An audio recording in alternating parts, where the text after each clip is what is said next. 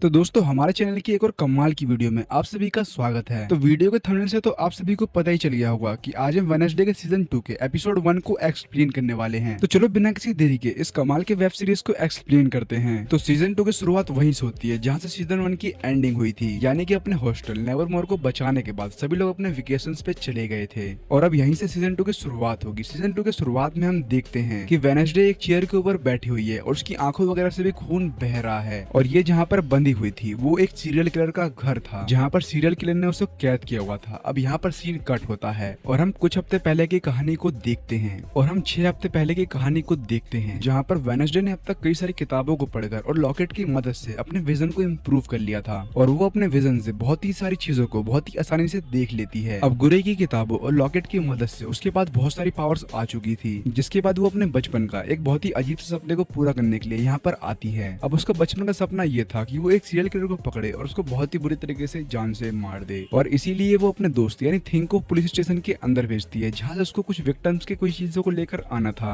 ताकि वो उस किलर के विक्टिम के चीजों से उसके बारे में पता लगा सके कि वो आखिर कहाँ पर है और कैसी है। अब थिंग ऐसा ही करता है, वो स्टेशन के अंदर जाकर वहाँ से एक बॉल को निकाल लाता है जो कि एक विक्टिम की थी। अब वेडनेसडे अपने विजन से पता करती है कि आखिर ये किलर कहाँ पर है और ये लड़की कहाँ पे है, जहाँ पर उसको पता चलता है कि लड़की मर चुकी है और इसके बॉडी पार्ट्स को उसने एक गुड़िया में लगाकर उससे खेल रहा है, जिसके बाद उसको उसका शकल भी दिखता है। इसके तुरंत बाद वो उस किलर को पकड़ने के लिए वहां से निकलती है और सीधा एयरपोर्ट पर जाती है, लेकिन वहां पर बंदे उसको रोक लेते हैं क्योंकि मेटल डिटेक्टर मशीन के अंदर से बहुत ही ज्यादा आवाजें आ रही थी, मतलब कि कोई मेटल की चीजें वो लेकर अंदर जा रही थी। अब इस पर गार्ड उसकी चेकिंग करते हैं तो उसके कपड़ों से बहुत सारे मेटल के हथियार बाहर निकलते हैं, जैसे कि छुरी, चाकू और बहुत सारी चीजें निकलती हैं। अब इस एयरपोर्ट से सीधा वो किलर के पास पहुंचती है, तभी वहां पर किलर उसको मारकर बेहोश कर देता है और अपने बेसमेंट के अंदर बांध देता है, जो कि हमने वीडियो के स्टार्टिंग में देखी थी। यानी कि यहाँ पर अब ये फ्लैशबैक खत्म हो गया, जिसके बाद वो किलर एक प्लेट के अंदर बहुत सारे चाकू वगैरह को लेकर आता है ताकि वो वेडनेसडे को काट सके। लेकिन तभी यहाँ पर एंट्री होती है थिंग की, जो कि कूदकर सीधा उस किलर के मुंह पर अटैक करता है और इधर वेडनेसडे अपनी हाथ की रस्सियों को भी खोल लेती है, जिसके बाद हम देखते हैं कि वेडनेसडे के हाथों में चाकू है और सामने वो किलर है, जिसके बाद वो उस किलर को जान से मार देती है। अब यहाँ से सीन शिफ्ट होता है वेडनेसडे के घर पर, जहाँ पर हम वेडनेसडे और उसके भाई बकली को देखते हैं। अब आज के दिन छुट्टियां खत्म हो गई थी, इसीलिए वेडनेसडे और उसका भाई बकली स्कूल जाने के लिए रेडी थे। अब वेडनेसडे अपने भाई और पेरेंट्स के साथ नेवरमोर पर जा रहे होते हैं, यानी अपने हॉस्टल में जा रहे होते हैं। और अब हमें यहीं पर वेडनेसडे के भाई की पावर्स के बारे में पता चलता है कि वो इलेक्ट्रिसिटी को कंट्रोल कर सकता है और उसको दूसरे की तरफ फेंक भी सकता है और इसीलिए वो मजे मजे में एक बोर्ड के ऊपर अपनी इलेक्ट्रिसिटी को फेंकता है, जिसकी वजह से 3-4 गाड़ियों का एक्सीडेंट हो जाता है। लेकिन इन सभी चीजों से इनको कहाँ कुछ भी फर्क पड़ना था और ये सभी वहाँ से चले जाते हैं।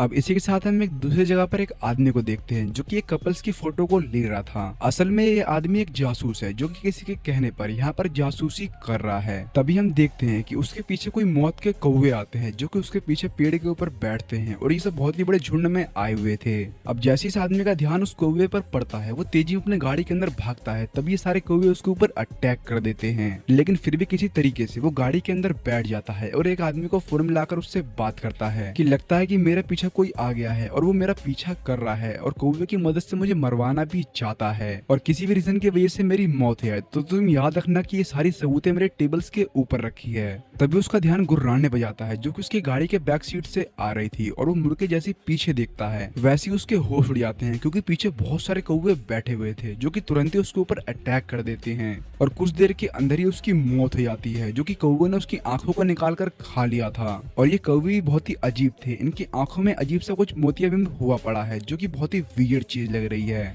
अब वेडनेसडे अपने फैमिली के साथ जैसी नेवरमोर में घुसती है, यहाँ पर सभी लोग उसकी बहुत ही बेसब्री से इंतजार कर रहे होते हैं। बहुत सारे लोग उसके पास आकर उसका ऑटोग्राफ मांगने वगैरह की कोशिश करते हैं ताकि वो उससे बातचीत कर सकें, लेकिन वेडनेसडे एक अलग तरीके की लड़की है और उसको ये सब चीजें बिल्कुल भी पसंद नहीं है। तभी यहाँ पर बियंका आती है और अपने सायरन की मदद से सभी लोगों को यहाँ से दूर कर देती है क्योंकि उसके पास सायरन की पावर है और वो किसी भी चीज को अपनी बातों से मैनिपुलेट कर सकती है और उनको मेंटली वीक कर सकती है और मैनिपुलेट भी कर सकती है। अब इसके बाद हम इस हॉस्टल के नए प्रिंसिपल को देखते हैं जिनका नाम होता है बैरी डॉट और ये भी आकर उसकी काफी तारीफ करते हैं क्योंकि उसने इस हॉस्टल को बचाया था। अब इन सब के बाद वेडनेसडे अपने रूम में आकर एनिट से मिलती है जो कि उसकी रूममेट है और ये उसके लिए गिफ्ट भी लेकर आई हुई थी। ये गिफ्ट था एक डॉल जो कि उसी सीरियल किलर का है जिसको वेडनेसडे ने हाल ही में मारा था। अब वेडनेसडे एडी को अपनी नॉवल के बारे में बताती है कि पब्लिशर ने उसको पब्लिक नहीं किया और उसके अंदर कई सारी गलतियों को भी निकाला है जिसको उसको ठीक करना है और उसको दोबारा से पब्लिक करना है। अब वेडनेसडे अपने रूम का पीछे वाले गेट को जैसे खोलती है वैसे वहाँ पर उसके नजर एक बो पे पड़ती है, जिसके अंदर से एक तीर निकलकर सीधा उसके दीवार पे जाकर लगता है, जहाँ पर उसकी फोटो होती है। और वो देखती है कि कुछ देर पहले जो वो प्रिंसिपल के साथ खड़ी थी वो फोटो वहाँ पर खींची हुई है और उसके ऊपर लिखा हुआ था welcome Wednesday, I am still waiting.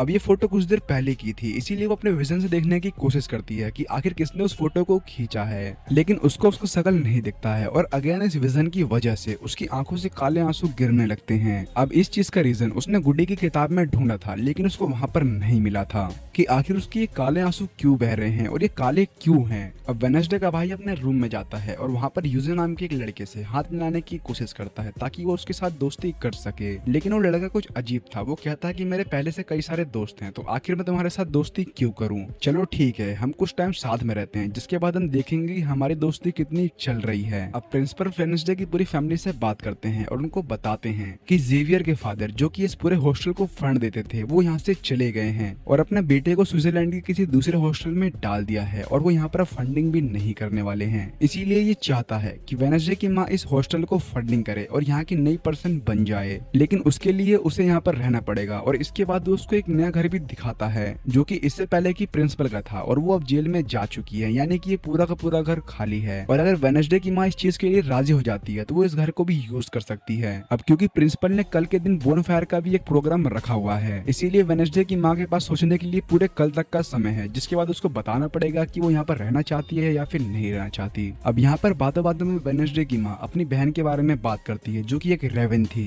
और उसके साथ पास्ट में कुछ बहुत ही अजीब हुआ था, जिसके बारे में वो बात नहीं करना चाहते हैं, लेकिन फिर भी आज कुछ वजह से बात कर रही थी और उसको ये भी अंदाजा लग गया था कि वेडनेसडे के साथ कुछ गलत हो रहा है और उसकी बॉडी में कुछ चेंजेस हो रहे हैं। खैर यहाँ पर अब सीन शिफ्ट होता है और हम वेडनेसडे को देखते हैं जो कि एक जंगल के अंदर कहीं पर जा रही थी। तभी उसका ध्यान पुलिस के कुछ सायरन के ऊपर जाता है जो कि एक डेड बॉडीज को उठा रहे थे और ये उसी आदमी की डेड बॉडी है जिसको कौओं ने मारा था। और अब इसी के साथ हमें बताया जाता है कि यहाँ पर जो शेरिफ केल्विन है वो काम को छोड़ दिया है और जब यहाँ पर उसकी बॉडी को उठाया जा रहा था तो शेरिफ केल्विन यहीं पर खड़ा था और वेडनेसडे को देखकर वो यहाँ से जाने लगता है। तभी वेडनेसडे उसके पास पहुंचती है और उसके मुंह पर एक लात मार देती है। फिर वेडनेसडे को पता चलता है कि ये तो शेरिफ है, जहाँ पर शेरिफ बोलता है कि वो आदमी जासूस था और उसका बहुत ही अच्छा दोस्त भी था, पता नहीं किस वजह से उसकी मौत हो गई है और उसकी मौत की मिस्ट्री को सॉल्व करने के लिए वो वेडनेसडे की मदद चाहता है, लेकिन यहाँ पर वेडनेसडे मना कर देती है। अब यहाँ पर इन दोनों के बीच में जो भी बातें हो रही थी वो ऊपर बैठा कौवा भी सुन रहा था। अब इसके बाद सीन शिफ्ट होता है हॉस्टल के अंदर, जहाँ पर एक लड़का बच्चे की कहानी को बता रहा होता है। अब ये कहानी बताना यहाँ का ट्रेंड है, क्योंकि कोई भी बच्चा इस हॉस्टल के अंदर नया आता है तो उसको ये कहानी सुननी पड़ती है। अब बेसिकली कहानी के अंदर हम देखते हैं कि एक बच्चा था जो कि बहुत ही जीनियस था, लेकिन उसके हार्ट में कोई प्रॉब्लम थी और वो दिन भर रात भर सिर्फ हॉस्पिटल के अंदर ही बिताता था, एक बेड के ऊपर। इसीलिए वो अपनी पूरी ताकत से एक आर्टिफिशियल हार्ट को बनाता है और अपने नए हार्ट की जगह उसको लगा देता है, यानी कि जो उसका पुराना हार्ट होता है उसको निकाल कर उसकी जगह ये अपना नया हार्ट को लगा देता है। लेकिन इस चीज की वजह से उसकी पूरी की पूरी लाइफ चेंज हो जाती है और वो पूरा का पूरा बदल जाता है और वो नए नए इन्वेंशन वगैरह करने लगता है और इसी के बाद उसकी एंट्री होती है नेवरमोर के अंदर, यानी कि इस हॉस्टल के अंदर। और ऐसा ही वो एक बहुत ही बड़ा एक्सपेरिमेंट कर रहा था, तभी वहाँ पर एक बहुत ही बड़ा ब्लास्ट हो जाता है, जिसकी वजह से उसकी बॉडी उड़कर एक पेड़ के अंदर चली जाती है और यहाँ पर उस पेड़ का नाम है स्कल। और इसका नाम होने का ये रीजन है कि वो एक स्कल की तरह दिखता है, इसीलिए उस पेड़ का नाम ये रखा हुआ है। अब इस स्टोरी से वेडनेसडे का भाई बहुत ही इंस्पायर होता है और तभी वो कहानी सुनाने वाला लड़का बोलता है कि उस स्कल के आंख के अंदर जब भी कोई लड़का अपने कान को डालता है तो उसको घड़ी की आवाज सुनाई देती है, जो कि उसके दिल की धड़कन है। अब इस कहानी के बाद हम यहाँ के प्रिंसिपल को देखते हैं जो कि बियांका को धमका रहे होते हैं कि वो काला की स्टूडेंट बन जाए। उसको यहाँ के स्टूडेंट का हेड बनना था ताकि वो बहुत सारे डोनेशन को कहीं से ला सके,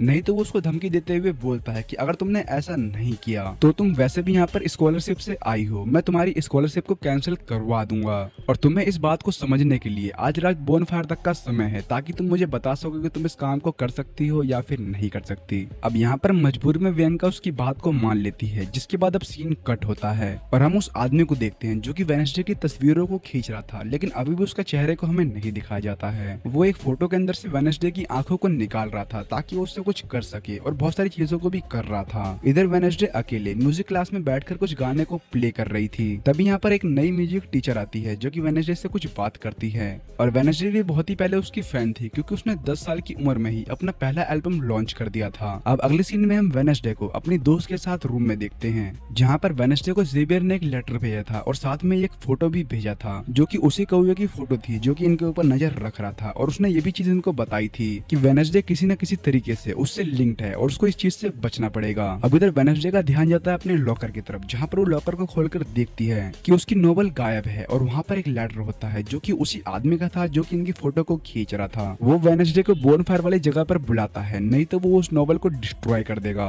अब यहाँ पर पहुंचते ही उसको कुछ लड़कियों से एक और लेटर मिलता है जो कि उसी आदमी का था, लेकिन उस चीज के अंदर ब्लेड्स लगे हुए थे जिसकी वजह से वेडनेसडे का हाथ कट जाता है। और उस लेटर के अंदर लिखा हुआ था कि तुम्हारी नोवेल्स इस बोनफायर के अंदर है जो कि तुरंत ही जलने वाली है, बचा सकती हो तो बचा लो। और वेडनेसडे बिना कुछ सोचे वहाँ की लकड़ी को हटाकर उसके अंदर घुस जाती है और देखती है तो उसकी नोवेल उसी के अंदर थी। वो उस नोवेल के पास पहुंचती है और उसको निकालने वाली होती है। तभी यहाँ पर प्रिंसिपल उस बोनफायर के अंदर आग लगा देता है, लेकिन सही टाइम पर वेडनेसडे उस नोवेल को लेकर वहाँ से बाहर निकल जाती है। और यहाँ पर प्रिंसिपल उसको सम्मानित करते हुए बुलाता है क्योंकि उसने इस हॉस्टल को बचाया था। और इस चीज के ऊपर प्रिंसिपल ने एक पेंटिंग भी बनवाई थी जो की बहुत ही अच्छी लग रही थी। लेकिन वेडनेसडे स्टेज के ऊपर आकर बोलती है कि वो कोई भी हीरो वगैरह नहीं है और जो भी उसको हीरो वगैरह मानेगा वो उसको जान से मार देगी और आइंदा कोई भी उसके आसपास नहीं दिखना चाहिए। ये बोलकर वो उस पोस्टर को आग लगा देती है और यहाँ से जाने लगती है। वो अपने रूम के बाहर पहुंची थी तभी उसके दोस्त उस पर हाथ रखती है और वो एकदम से विजन के अंदर चली जाती है। और यहाँ पर वो एक कवर को देखती है और उसके चारों तरफ बहुत सारे कौवे मंडरा रहे थे जिनकी आंखें खराब थी और उसकी आंखों से वही काला खून भी बह रहा था जो कि इस टाइम बहुत ही ज्यादा था। तभी यहाँ पर वेडनेसडे की माँ आती है और इस चीज को देखकर हैरान हो जाती है। अब वेडनेसडे भी यहाँ पर नशे के अंदर थी, नशा तो नहीं पर वेडनेसडे को कुछ अजीब से दौरे पड़ रहे थे जिसकी वजह से बहुत ही अजीब सी दिख रही थी। और यही दिखाते हुए एपिसोड 1 की एंडिंग हो जाती है। तो एपिसोड 2, 3 और 4 को देखने के लिए आप वीडियो को लाइक करके चैनल को सब्सक्राइब कर देना। इस वीडियो पर 10,000 लाइक्स होते ही मैं इसके अगले पार्ट्स को भी एक्सप्लेन कर दूंगा। जब तक आप हमारे चैनल की और वीडियो को देख सकते हो। Thanks for watching.